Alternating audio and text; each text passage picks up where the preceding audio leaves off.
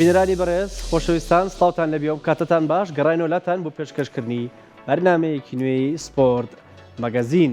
سەرەتای سپۆرت مەگەزینی ئەم جارە لە بابەتێکی ناوخۆیەوە دەست پێ دەکەین لە سەر تیپێکی تۆپی پێی کورتەباڵەکان، هەڵبژاردەی تۆپی پێی کورتەباڵەکانی کوردستان لە ئامادەکاری بەردەوامن و سەرۆکی کۆمەڵی کورتەباڵەکان ڕایگەیاند کە ڕووەکەنە وڵاتی ئێران بۆ ئەنجامدانی یاری دۆستانە و ئامادەکاری دواتری چالاکی گەورەتریان هەیە وەکو خۆیڵێ دەچینە ئەرژەنتین. بە کۆنگرا ڕۆژنامە نووسیەکەی عومەر جەبار سەرۆکی کۆمەڵی کورتەباڵەکانی کوردستان ببینین کە باز لە تیپی تۆپی پێکیان نەکات و ئەو گەشتەی کە ئەنجامێدا.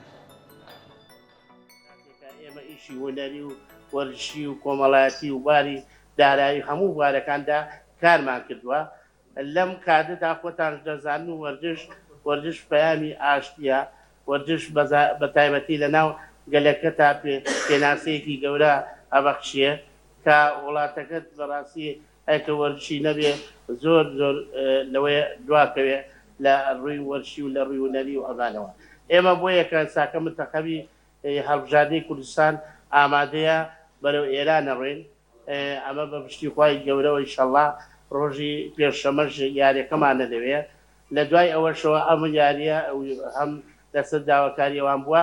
ئێمە دێنەوە لە سلێمانی ئینشەڵڵا هەو وڵاتی ئاسیا داواتەکەین بۆ سلێمانی. ئەوەش گرنگی زۆر باشی پێدرێت لەلایەن جەنابتانشەوە هەر لەلایەن ڕاگەاندنەکانەوە.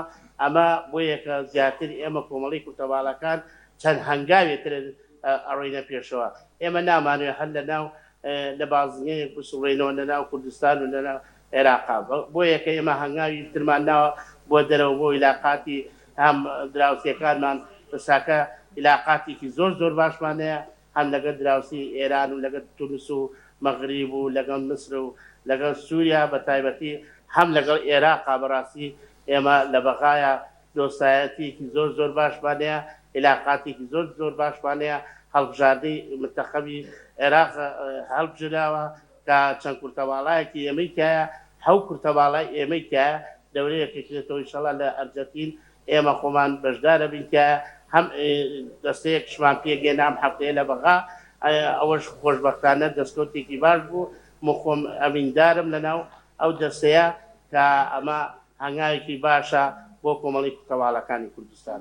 کۆمەڵی کورتەباڵەکانی کوردستان خۆتان دەزانن لە کاتێکدا کە هەمووی خەڵکی کۆمەلگا یان بە شێوەیە بە چای بەزەیی تەماشاکرا ساکە ئێمڕۆ سەلمانی کە بڵێ من کورتەباڵام تواناکانی من ئەوە نییە بڵ لە ڕووی دەستەیەوە سێری دەستەم مەکەن، سێری تواناکانمانکەن.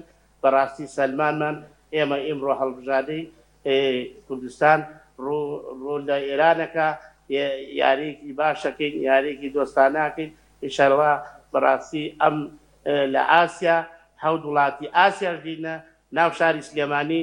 ئەمە زۆر گرنگی پێدرێت بە شێوەیەکە کۆمەڵی کورتەباڵەکان لە پێش هەندێ یانەوە تا ئساییانە نەسرەی باشە بودجەی باشە بەش نەتیجە و بابزای خۆتان دەزانن نەتیجەی دیار نییە. یادارم وەزارەتی وەرشولاوان یا حکوومەتی هەرێمی کوردستان دەرگایەکمان بۆ بکاتەوە بزانێ ئێمە تەمسیلی هەندێک ئەو یانانە شەکەینەوە بزانە کۆمەڵی کورتەباڵەکان چەندێ توانایەن لە بەڕاستی لەو کەسانە باشترە کە خۆیان بە یاریچیە زانینیان خۆیان ئەو یانانەیان هەیە لە پاڵی ئەو یانانەوە بۆ خۆیان نەخۆن و دانیشتنە.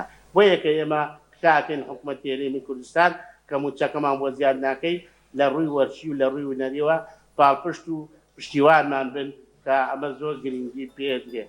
ئێستا کەش ئێمە وەفدەکەمان ئینشەڵڵا بەڕێیەکەوی بۆ ناو پارسەکە و